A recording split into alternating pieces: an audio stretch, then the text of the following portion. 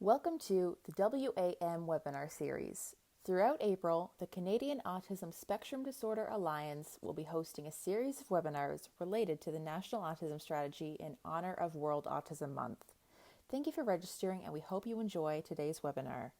My name is Rebecca Kinsinger, and I am an autistic individual on the board of directors with CASDA. CASDA's vision is for all autistic Canadians and their families to have full and equitable access to the resources they need across the lifespan, where and when they need it. At CASDA, we are committed to ensuring the creation and implementation of a comprehensive national autism strategy that addresses the critical gaps in funding and policies which are preventing individuals who are autistic and their families from exercising their individual and equal rights as Canadians. Hi, I'm Mark Whalen.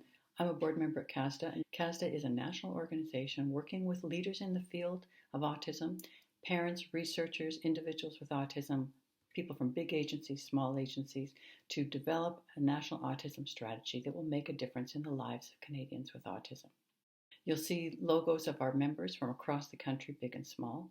You'll also see a slide that have the logos of some of our key partners who, while they're not in the autism field, recognize that their work has an impact on the lives of Canadians with autism. Together, we're stronger. Together, we're louder. Together, we can make a big difference. Join CASDA. Be part of this movement that is going to create a better Canada for Canadians with autism. I'm Leslie Peters, a board member with CASDA. On CASDA's website, the strategic plan is found in the About Us tab. CASDA represents the voice of autistic individuals, those who work with them, and those who love them. We engage federal policymakers on issues that impact individuals with autism across Canada. In the Our Work tab, you will find important resources. From 2007 onward, CASDA has worked toward a national autism strategy. Steps along the way include the Canadian Autism Partnership Project and the Blueprint for a National Autism Strategy. Hi, I'm Debbie Irish, the chair of CASDA's Board of Directors. I'd like to take this opportunity to invite you to this year's 7th Annual Canadian Autism Leadership Summit, taking place in Ottawa on October 5th and 6th. This is a great opportunity to engage with government while a national autism strategy is being developed. I'd like to thank all of our sponsors for making this a truly remarkable event. Please register now at www.casda.ca. Everyone, my name is Jen Zwicker. I'm the Deputy Scientific Director for Kids Brain Health Network, and I'm really pleased to introduce this KBHN CASDA collaboration with the launch of our policy fellowships. We have been through a process of selecting 5 outstanding trainees who have been researching into international approaches for an autism and disability strategy to help us think about our own Canadian autism strategy. So each trainee is contributing to one of the 5 pillars as a part of the overarching national strategy we're going to be developing. And today, each trainee is here to speak to you about one of those 5 pillars based on their findings from some of the international research they've been doing. The 5 pillars are affordability and access, information, employment, research and governance, and housing. So we're really excited about this partnership, and without further ado, I'm going to pass it over to our first trainee. Hello everyone, thank you for taking the time to attend the webinar this afternoon. My name is Brittany, and I'm going to start off the webinar by discussing the first focus area from the Blueprint document, affordability and access, and outline some of the key learnings from autism strategies from various countries. So before we get into the international strategies, I wanted to provide some background on the challenges associated with affordability and access of services for individuals with autism in Canada, and outline why this is an important area of focus for the National Autism Strategy. So before we get into the international strategies, I wanted to provide some background on the challenges associated with affordability and access of services for individuals with autism in Canada, and outline why this is an important area of focus for the National Autism Strategy. So individuals with autism spectrum disorder and their families require access to appropriate services and supports across the lifespan that take into account each individual's specific and unique needs. These services and supports are essential to assuring that individuals with autism can reach their full potential and live a fulfilling life. At present, many autism programs are provided in Canada by various levels of government, nonprofit organizations, and some private companies. However, despite the existence of these programs, challenges associated with the affordability and accessibility of these programs creates a barrier to much needed support. Autism programs are out of reach for many families due to their cost. Additionally, programs that currently exist in Canada are not always available to or appropriate for all individuals with autism. This is particularly evident for individuals residing in rural or northern areas with co-occurring conditions and that require specialized approaches. So to determine how policy can help address some of these challenges in Canada, we wanted to first understand how policy related to affordability and accessibility of autism programs is designed and implemented in other jurisdictions. This understanding will provide a kind of a starting place for determining the policy changes that could be relevant within the Canadian context. To achieve this, we did a review of autism-related strategies, plans of action, and legislation from various countries, as you can see on this slide. While reviewing the documents, I pulled out any policy options and recommendations that were relevant to affordability and access, and then summarized this information to identify commonalities in policy options across the various jurisdictions. So from this review, I was able to generate a list of around 6 broad policy options that were common to many of the jurisdictions, and I'm going to go through these policy options over the next couple of slides. So first, many documents discuss the importance of increasing access to information related to programs that are available to individuals with autism and their families. Families really need to be able to receive information that clearly outlines the programs that are available and the referrals and or assessments that are needed to access these programs. Information should also be centralized as much as possible. These documents stress the importance of establishing best practice of provision of autism services to ensure these services are appropriately meeting needs. These practices should be established through collaboration between professionals and individuals with autism and should be disseminated widely to promote standardization. Another option highlighted in these documents is to reevaluate the way autism services are delivered to ensure they are suitably meeting needs. So this can include introducing autism-specific services or individualized funding programs, as well as building on existing services by integrating the perspective of individuals with autism through training of staff. Many documents highlighted issues with long waitlists for services and recommended monitoring and evaluating waitlists regularly and making changes to improve access. This can involve establishing waitlist targets and allocating funds specifically for waitlist reduction projects. Prioritizing access to and sufficiently funding early intervention and diagnosis services was often a large area of focus in these documents.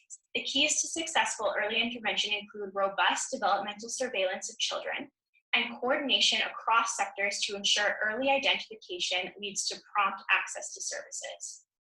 Finally, many documents discuss improving mental health services through promotion of interdisciplinary and specialized care and interventions, and also improving access to services that support transitions between different life stages to ensure interruptions to service access are minimized.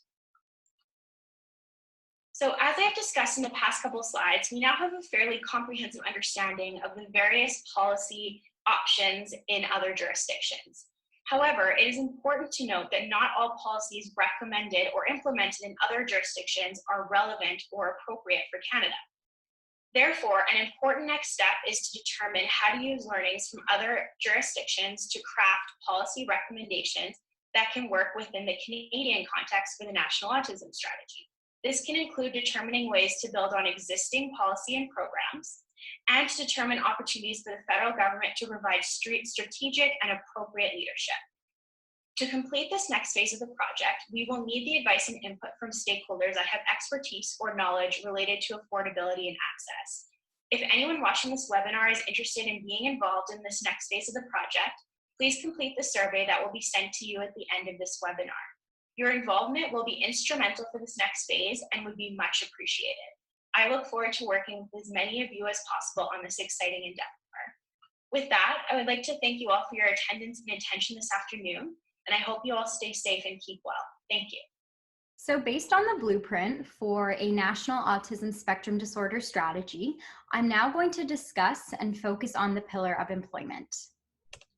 So my name is Vanessa Thomas, and I'm a first-year PhD student at the University of Toronto, conducting my research at Holland-Bloorview Kids Rehabilitation Hospital.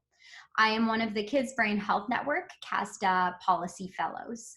So to echo what some of the other presenters have said today, I'd really like to thank you for taking the time out of your day to join us and listen to this webinar. I hope you've been enjoying it thus far and continue to enjoy it. So what is the current issue? Why is it important that we focus on employment for people with autism? And why is employment an important consideration when developing policy strategies and recommendations for Canada's National Autism Strategy?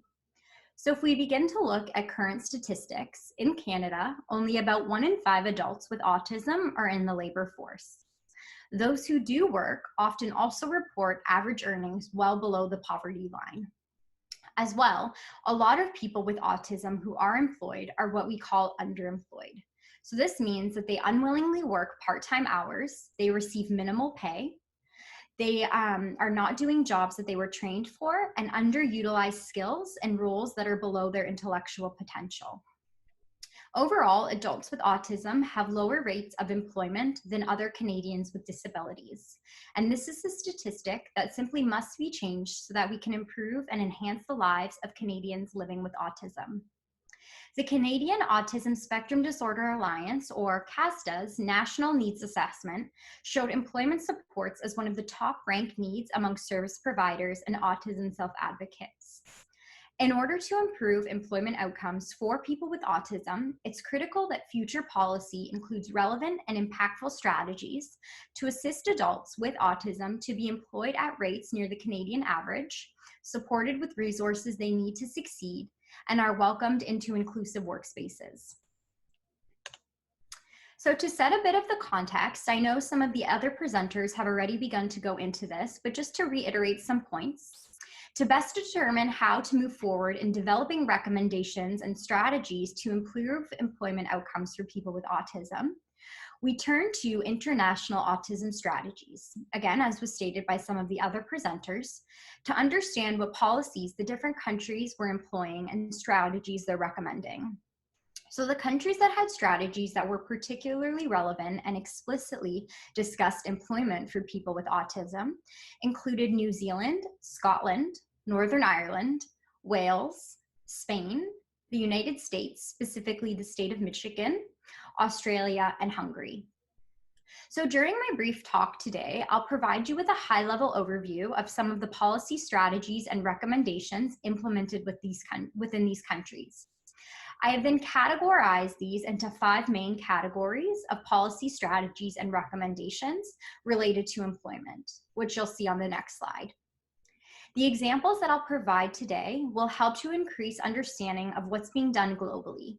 And we hope that some of the examples delineated today can guide and help lead strategy development of employment policies in Canada.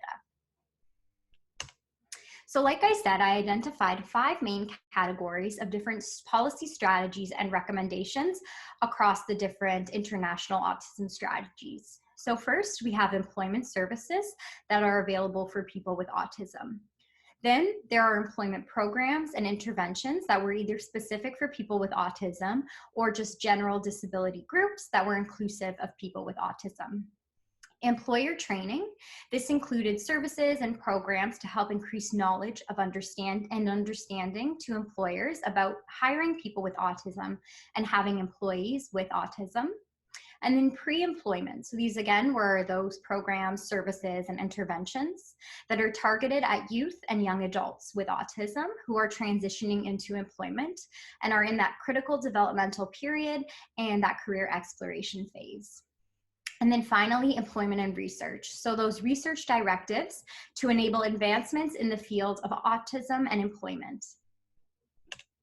So now I'm going to provide some strategies that I pulled out from some of these international autism strategies. So some examples from the various strategies. So first, we have employment services. So I pulled out an example from the Scotland National Autism Strategy. So in Scotland, the government has implemented career specialist services for people with autism. These career specialists provide one-to-one advice and support for people with autism who are looking for work or who are currently employed. So perhaps to talk about some job goals or career paths, or those who are currently employed and just need that extra support. Employment programs and interventions. One example I pulled was from Northern Ireland, and they have a program called Steps to Success. And this is designed to assist participants to prepare for, find, and sustain suitable employment. Through this program, individuals with autism have a dedicated person who supports them throughout the duration of the program and keeps in contact with them to provide support after obtaining a job. And this program usually lasts for around 52 weeks. Pre-employment, I pulled the example called Project Search that is implemented in the state of Michigan in the United States. And this actually might be a program that some of you have heard of, as it's also implemented in different cities across Canada. So Project Search is a school-to-work transition program for youth with disabilities, inclusive of people with autism, with the goal of helping students obtain competitive employment after they graduate, or just to get some work experience before deciding on their next steps. So Project Search partners with different organizations to allow youth to get that hands-on practical experience in the workforce. And I've actually seen this program also being the preliminary phases starting to be implemented at Holland Bloorview Kids Rehab Hospital, which has been really cool. Employer training, I pulled an example from Wales National Autism Strategy, where they have a program called Positive About Working with Autism. And this provides training to employers to help increase knowledge about having employees who have autism or hiring employees with autism. Employment and research. So this is from the New Zealand strategy, and their government recommends to conduct research that examines their current programs, initiatives, services related to employment, and find ways to improve effectiveness to really overall enhance the employment outcomes of people with autism in New Zealand. So what are some of the next steps? So again, some of the other presenters talked about some of the next steps moving forward. And so we have an understanding of some of the employment strategies and recommendations being employed in different countries. So now it's important to learn from these employment-related policies and recommendations and strategies from the different international autism strategies and begin reflecting on them. We can begin looking for similarities between the international employment strategies and what is being done across Canada, and thinking about ways that we can build upon what is being done in Canada and modeling from relevant international strategies.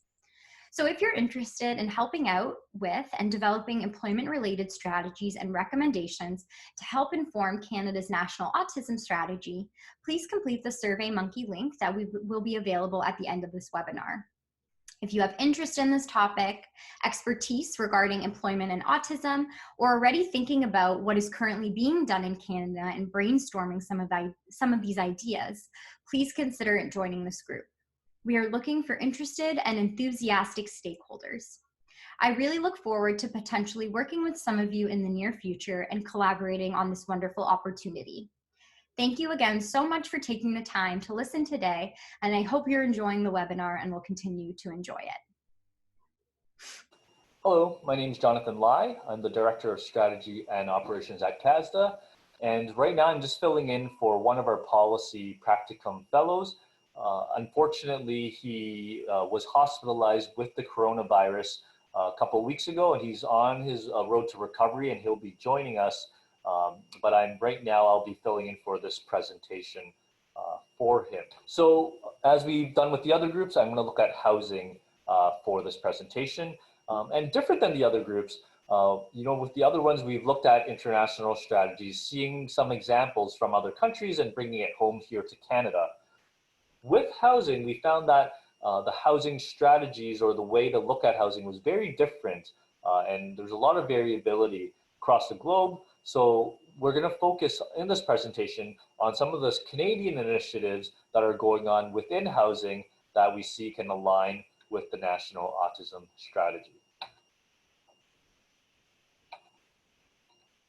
So on housing, as I mentioned, an alignment with the National Autism Strategy and the National Housing Strategy that has already been announced, the NHS here.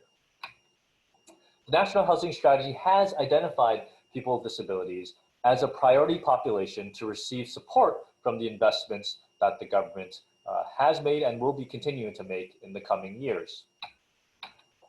So to give some context, people with autism often struggle to find housing options that are affordable and meet their needs appropriately. You know, the housing needs themselves are varied because there could be needs for supportive housing to affordable independent living in nonprofit or market housing. For people with autism that need supportive housing, some are facing extremely long wait times in their home communities. In some areas, it's up to 20 years, with challenges both in the urban areas and rural areas. Because of the restrictive rules, people with autism are often find themselves ineligible for the supportive housing that does exist. And consequently, the Ombudsman in Ontario, for example, has pointed out the gaps. People with autism with high needs sometimes end up in unacceptable situations such as psychiatric hospitals, nursing homes, shelters, or jails because of a lack of housing. In the National Housing Strategy, there is a commitment to develop 2,400 new units at a minimum for people with developmental disabilities. However, the varied and distinct nature of autistics may not be addressed by these units if not looked at in detail and nuanced. For example, group homes can be challenging for people with sensory sensitivities.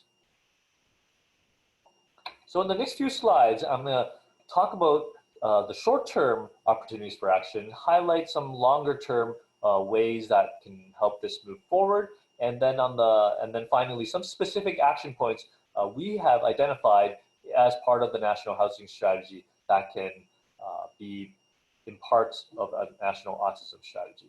So on the short-term opportunities for action, first we think that the Canada Mortgage and Housing Corporation should consider how to leverage existing National Housing Strategy investments to support the goals of the National Autism Strategy. And the first step would be to create greater knowledge and awareness of the housing challenges that are facing Canadians with autism. And in the long term, to investigate systematic housing challenges faced by autistics in Canada and ensure that policies are informed by lived experience. And this is partly done through a collaboration, a partnership between the CMHC, the National Housing Council, and the Federal Housing Advocate to identify some of these issues that are being faced. And then now specific areas that we have identified in the National Housing Strategy that can be looked at. So the National Housing Strategy, to give some background, has invested $241 million over 10 years for housing research and innovation. And as part of that, there's a few initiatives. So the first one I'm going to walk through is the National Housing Strategy Demonstration Initiative to have a call for an autism-specific proposal in tandem or after the current open call that is there now.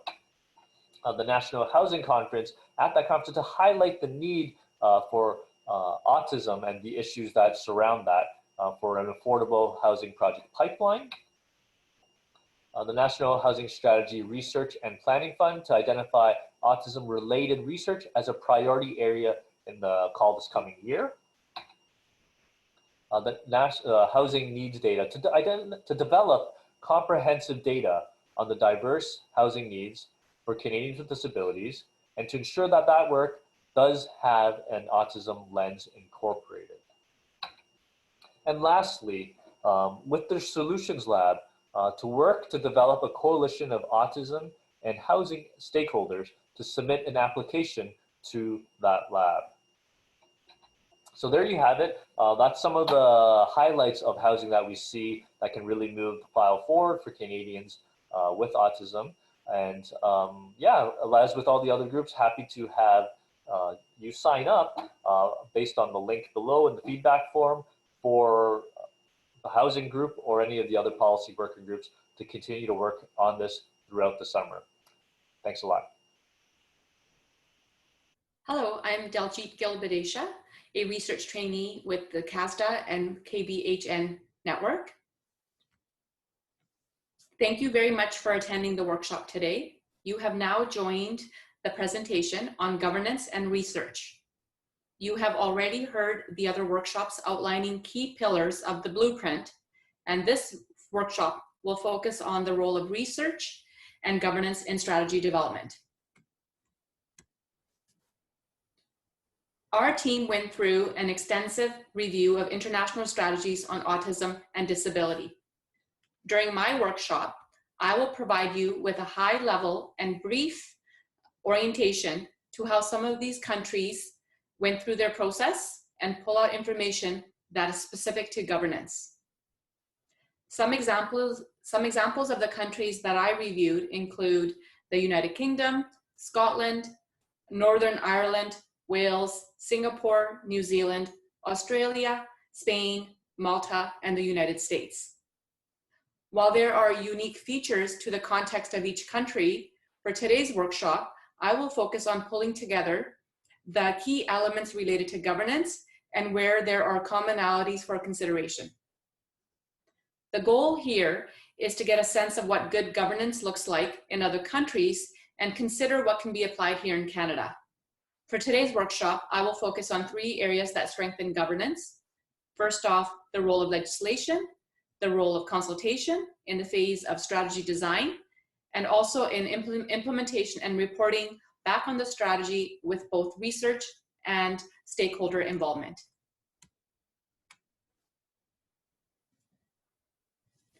To start, there are many ways that countries have developed their strategies built on existing legislation, charters, acts, and constitutions that can provide the springboard for further action. In most cases, the countries started with general legislation on disability and inclusion that were, or commitments outlined in conventions that are ratified.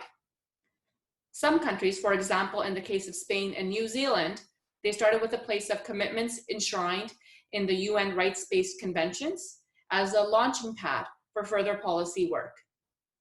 The European Parliament developed an overarching national charter for persons with autism in 1992, and this left room for the individual countries to adopt their own charters, such as Poland, who adopted their own charter for persons with autism in 2013.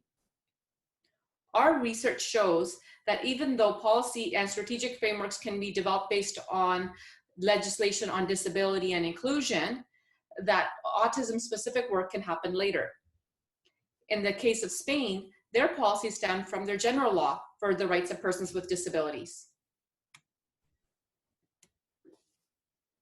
This slide shows autism-specific strategies developed by different countries.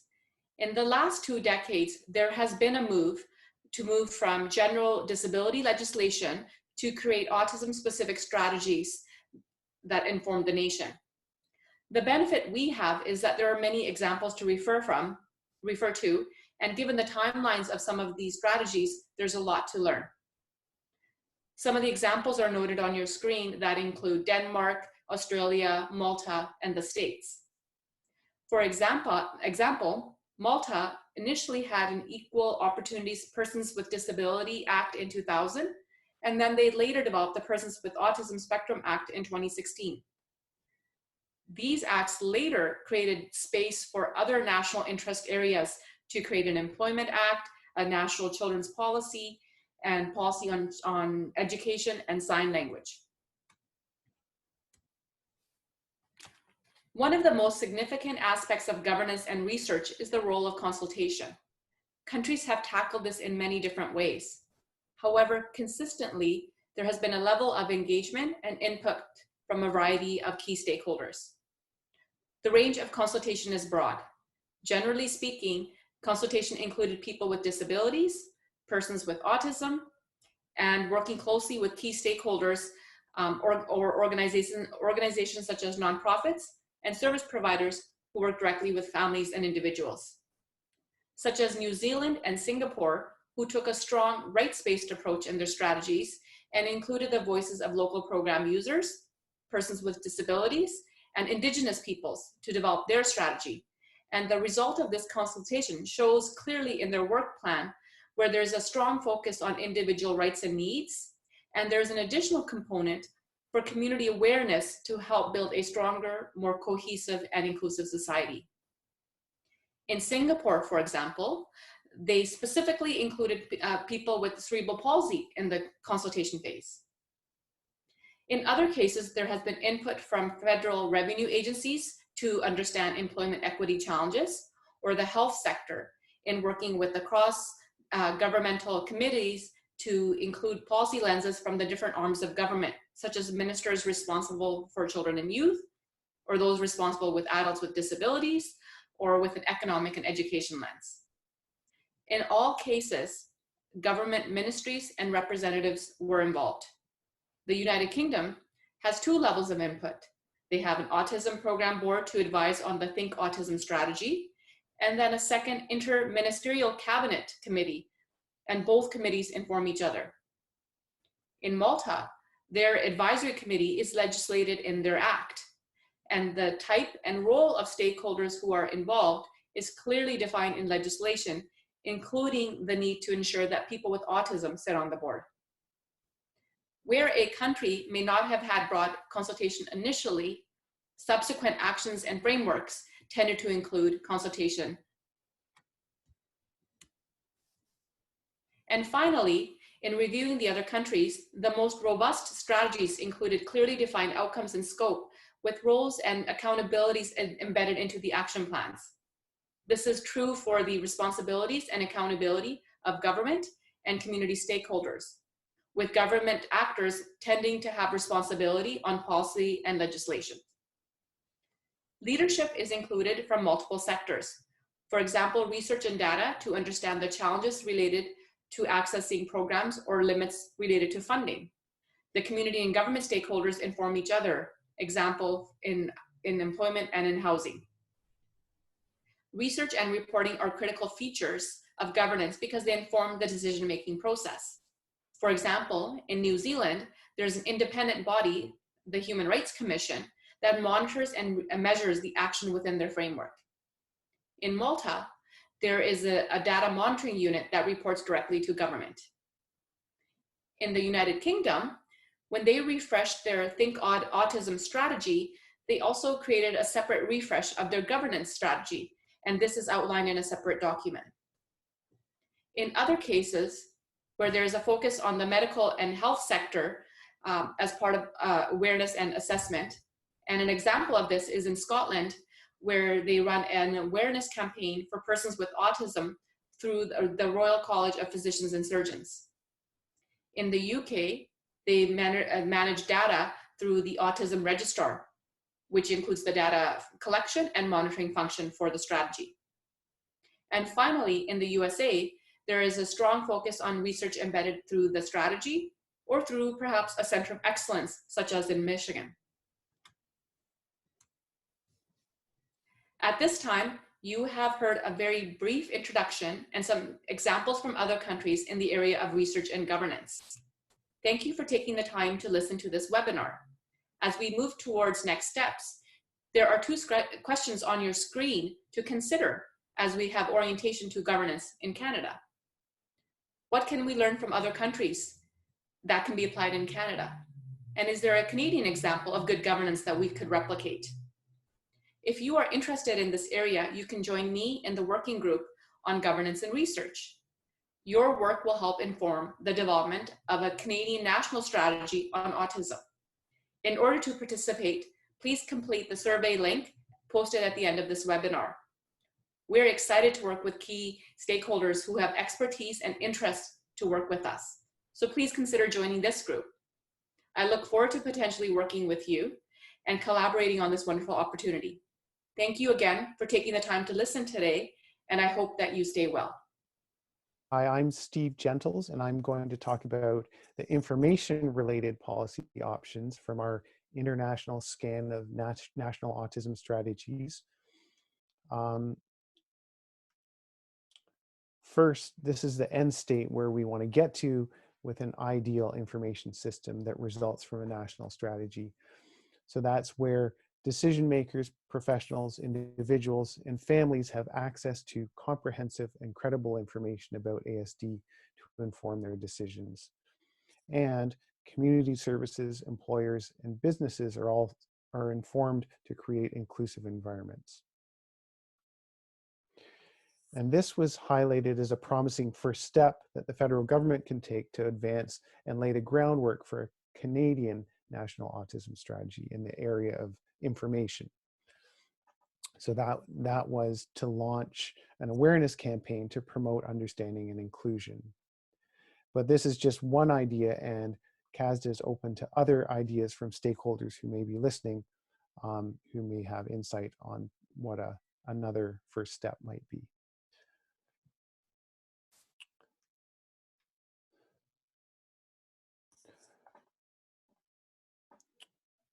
Okay, and these are the main things that an ideal information system can achieve.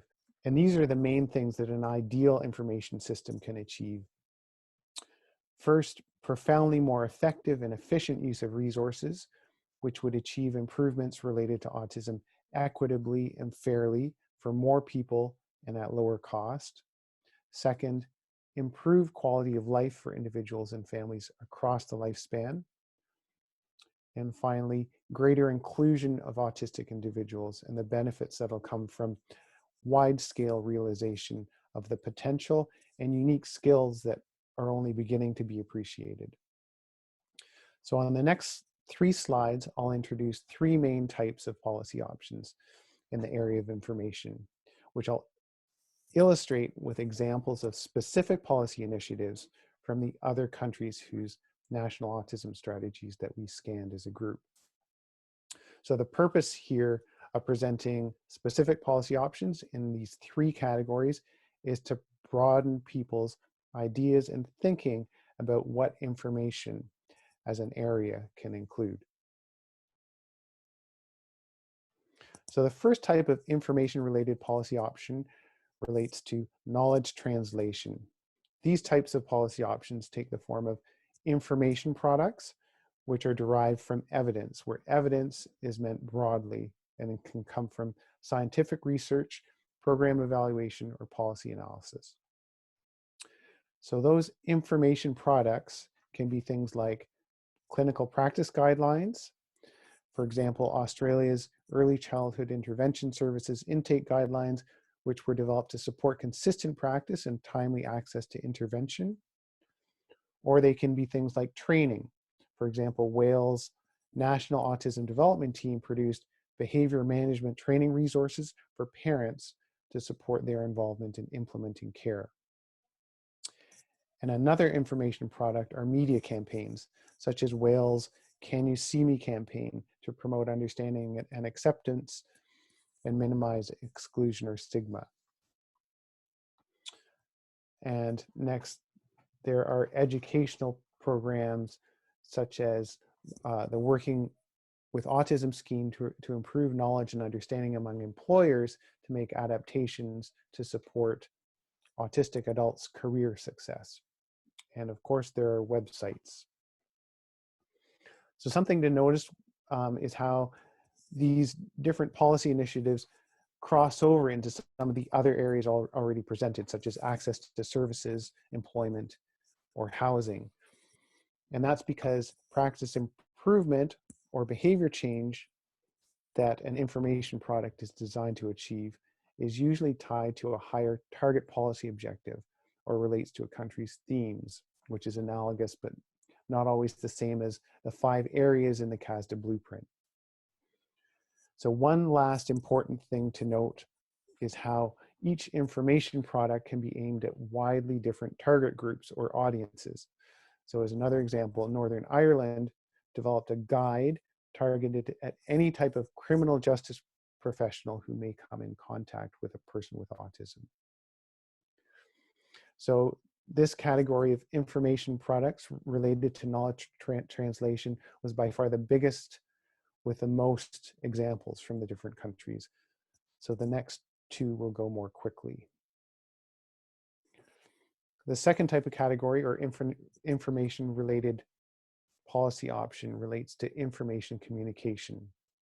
So policy initiatives in this group take the form of communication solutions that are needed to pass on more basic forms of information than evidence to those who need it.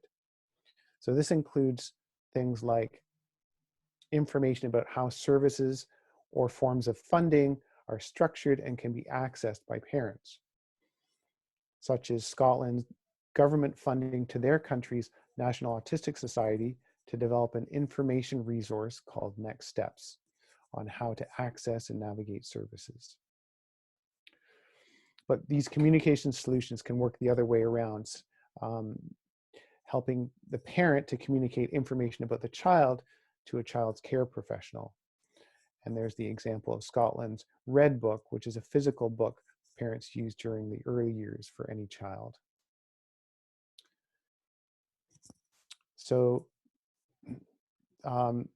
these policy initiatives, sorry, I'm going to redo that one. The third and last type of information-related policy option involves knowledge production. This takes the form of information systems that collect data from practice, that's analyzed and perhaps also aggregated or synthesized to produce evidence summaries, which can in turn be used to guide clinical or policy decision-making.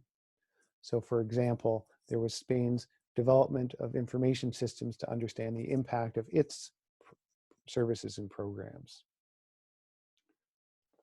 So to conclude, if you feel you have input to offer in the area of information, I urge you to sign up. Some questions we need broader thinking on include, what early steps can the federal government take to achieve some early wins and simultaneously build the foundations for an ideal information system? What initiatives or groundwork have already been developed across Canada? And who are the existing organizations and people with expertise, and how can they be brought together in a cohesive, collaborative system? Thanks. And thanks for joining us today. Be sure to fill out the feedback form by clicking on the link below in the description box.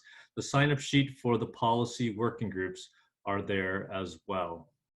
Before we close, I want to thank Kids Brain Health Network, one of our member organizations, for their partnership in this policy collaborative, bringing research and policy together while providing the opportunity for these research trainees.